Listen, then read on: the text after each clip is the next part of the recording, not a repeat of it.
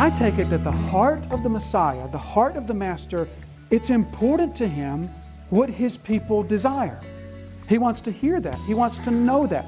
That will give an insight into their heart.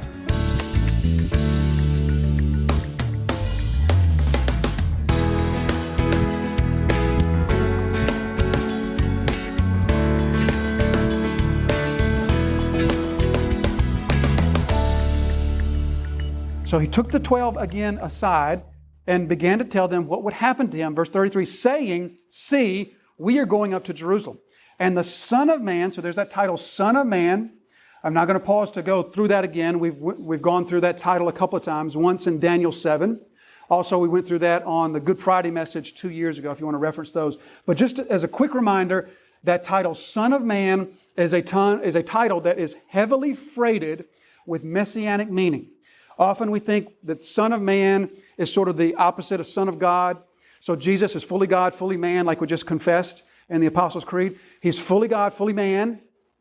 And the title Son of God emphasizes His godness. The title Son of Man emphasizes His manness. That's sort of the standard way to think of it, but that's not what the title means. The title is not emphasizing His humanity. Instead, the title is emphasizing His messianic role.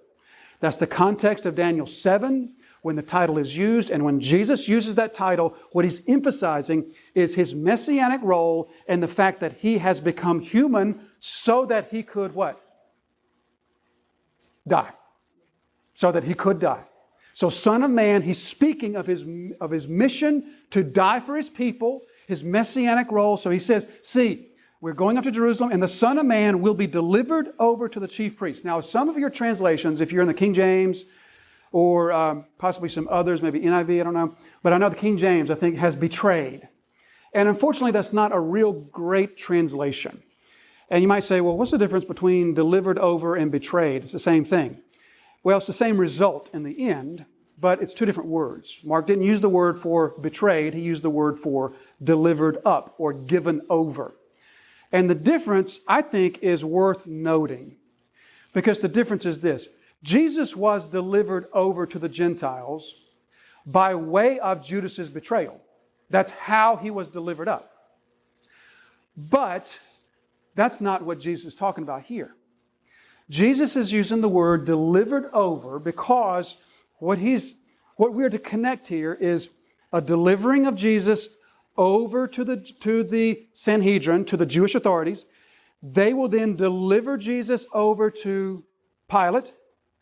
Pilate will then deliver Jesus over to the soldiers. And the soldiers will then deliver Jesus over to death. But all of that was the Father delivering the Son over to death. You see? And so the Father does not betray the Son. The Father delivers over the Son. Now, Paul will pick up on that very same word. And this is why I'm pointing this out. Paul will pick up on that very same word in the gospel. Not the gospel, the letter to the Romans. And he will pick up on that same word to explain the dynamic between the Father and the Son and the Father's mission to give His life for His people. For example, in Romans chapter 4, verse 25, here's the same word, He was delivered up for our trespasses and raised for our justification. Or Romans 8 and verse 32, He who did not spare His own Son, but, there's the same verb again, delivered Him up for us all. You see? And so there's a connection to be made, and it's worth making this connection. That Jesus was delivered up to the Sanhedrin, who delivered Him to Pilate, who delivered Him to the soldiers, who delivered Him to the cross, who delivered Him to death.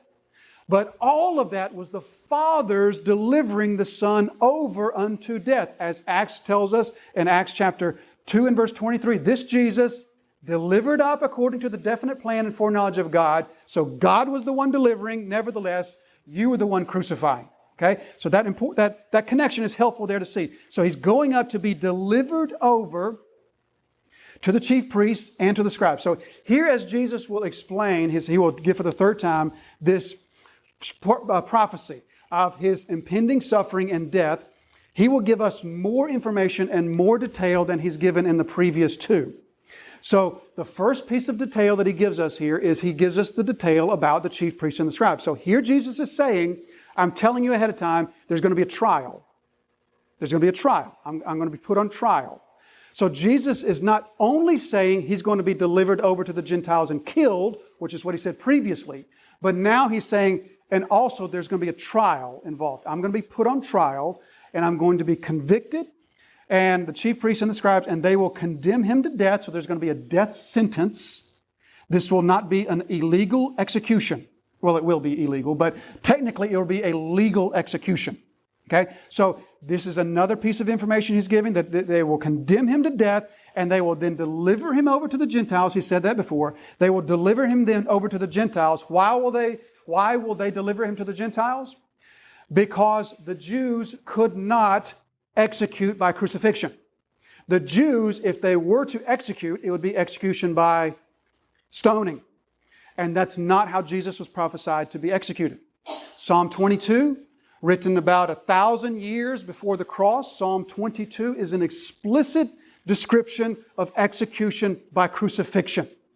In the Psalm 22 you remember that phrase, how he was put to death by the piercing of his hands and feet. What other form of death comes by the piercing of the hands and the feet? Hundreds and hundreds of years before the Romans invented crucifixion, this is how Jesus was prophesied to be killed. In addition to that, of course, there's the whole motif of the curse that's hung on a tree. The one who's hung on a tree is a curse. So Jesus couldn't be stoned. He had to be put to death on a cross, and the Jews couldn't do that, so he had to be handed over to the Gentiles. And then, verse 34, and they will mock him and spit on him and flog him. So that's new information there too. So Jesus now prophesies, listen, this is not just going to be a quick execution. There's going to be a trial. There's going to be a conviction. I'll be handed over to a Gentile authority. There's going to be another conviction. And then there's going to be mocking, spitting, and flogging. And then they will, we read, kill him. And after 3 days, he will rise. So that we read that in chapter 9. The previous time Jesus prophesies this, he ends that also with, after 3 days, he will rise. So here is the third prophecy on the part of Jesus of his impending execution. We could talk much more about that, but we'll keep going to verse 35. And James and John, the sons of Zebedee, came up to him and said to him, Teacher, we want you to do for us whatever we ask of you. Any normal reader is going to read that and say, huh? Wait. Jesus was just talking about being executed, and now you're asking Jesus to do for you whatever you want? How does the one follow the other? So Mark does this for emphasis. The question perhaps was put to Jesus the next day, or maybe 2 days later, but Mark puts these together for emphasis. He puts these together so that any normal reader will read that and say, wow, have you really missed it? Have you really missed it that far that Jesus is speaking of his suffering and death for you, and you're speaking about the best seat in heaven? So that's the intended result, that we were to say, huh? Wait a minute, James and John, where are you coming from? So James and John, sons of Zebedee, they asked this question, Teacher, we want you to do for us whatever we ask, okay? So the first thing that I'm reminded of is the fact that this dispute, so to speak, that we read about previously has not been put to rest. You remember when Jesus asked them, what were you talking about on the way?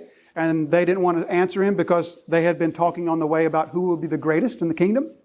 Well, that dispute apparently has not yet been settled. And so now James and John, they come and they ask this question. And basically what they're asking Jesus to do for them is to sign over a blank check.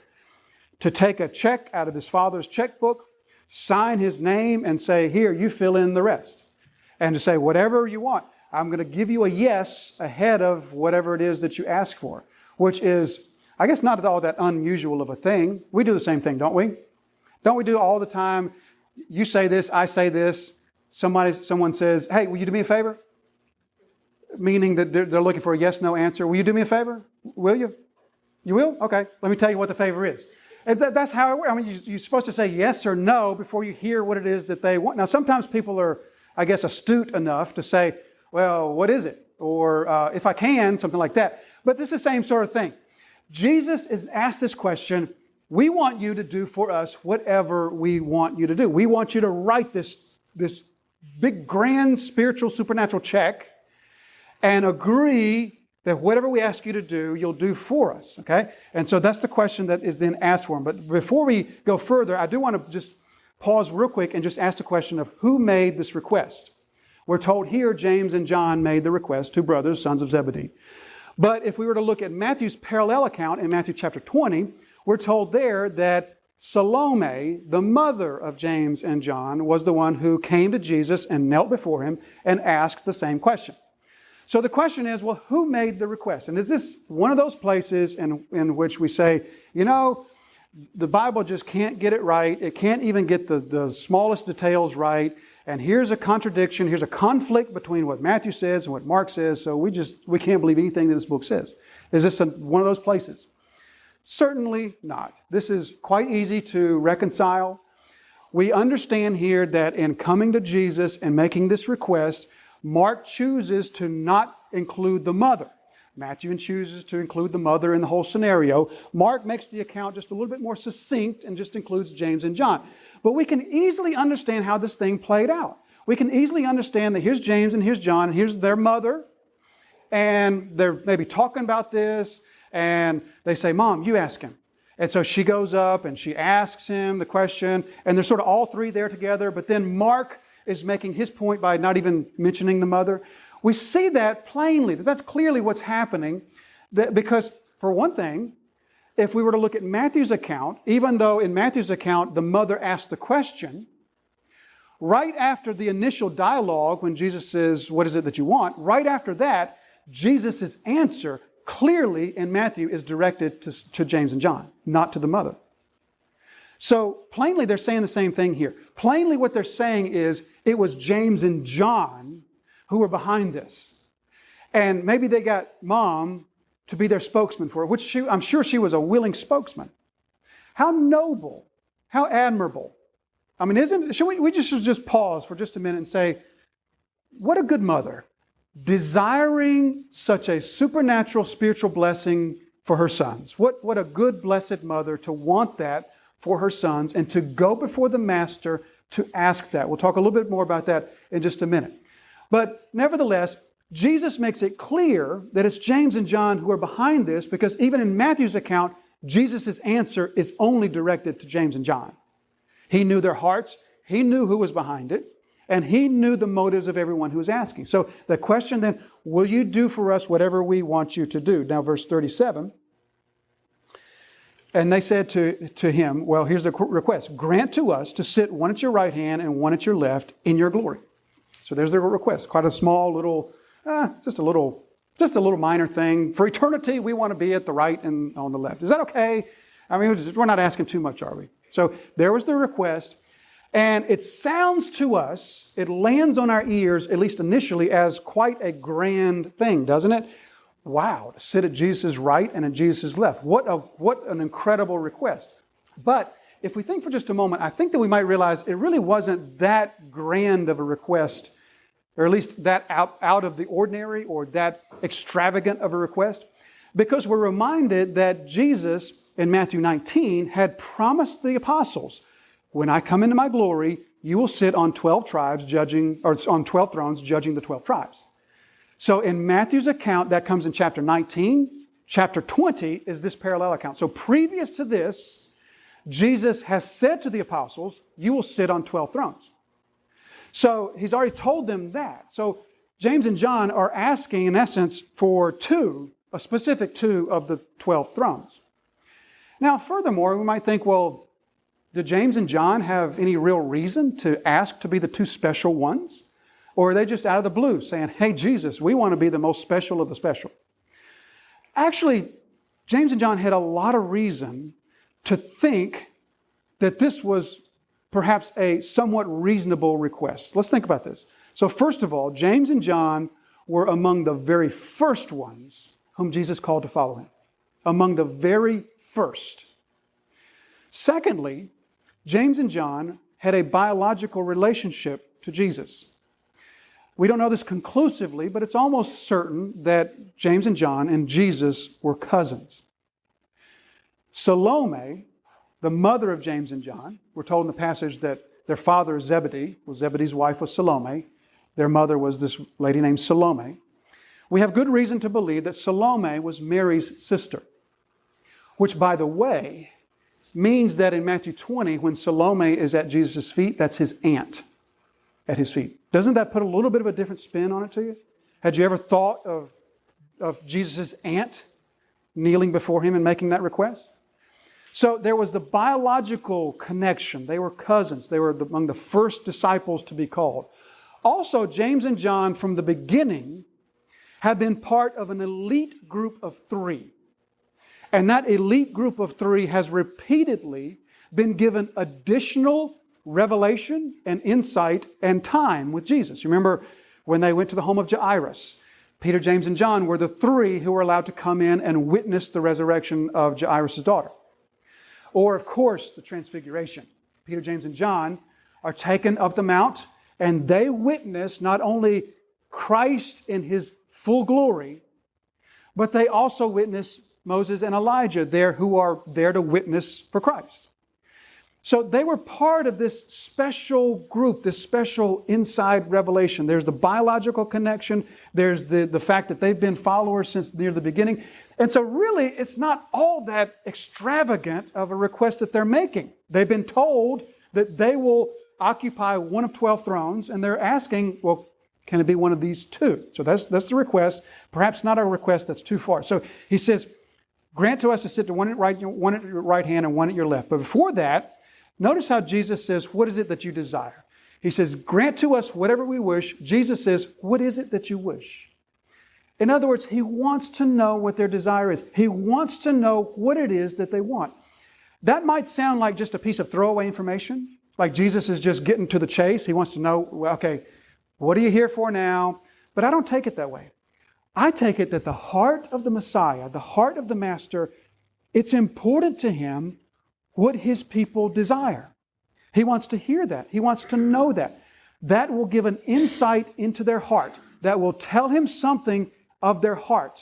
He knows their heart because He sees their heart, but nevertheless, their desires speak powerfully of where they are spiritually. In addition to that, maybe, and this is just speculation, but maybe Jesus wants them to hear themselves say it.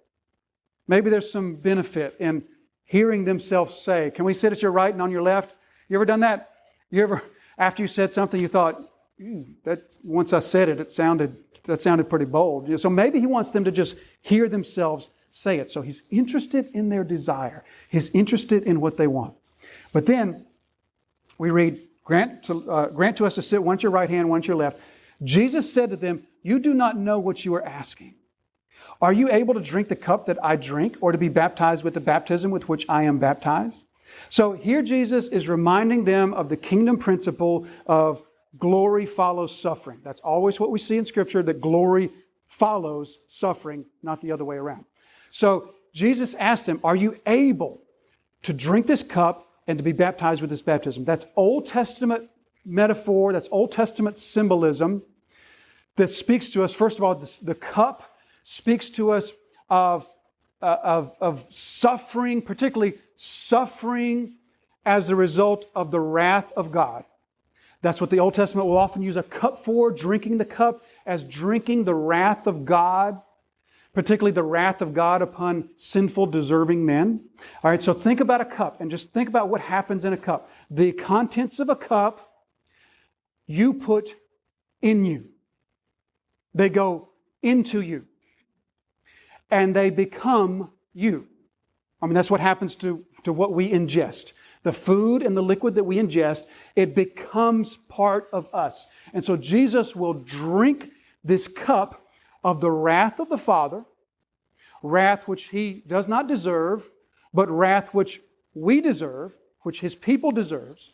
He will drink the wrath of His Father, and it will go into Him. But in addition to the wrath of God being drank into Him, there's also this symbolism of baptism. Now, baptism just speaks of suffering that's overwhelming, that's all-encompassing. like being plunged into the baptismal waters. Remember back in chapter 1, we talked about Jesus' baptism and how he's plunged into the baptismal waters of the confession of sin. So he's plunged into the sins of his people. And so in a similar way, he'll be plunged into the wrath of God. And so just like baptismal waters are without the person, they're outside, and once you go under the waters, they're all over you. They're all around you. In that same way, the wrath of God, he'll be plunged into the wrath of God. So it's from without, but it comes upon him just like baptismal waters. Are you able to drink this cup and be baptized with this baptism?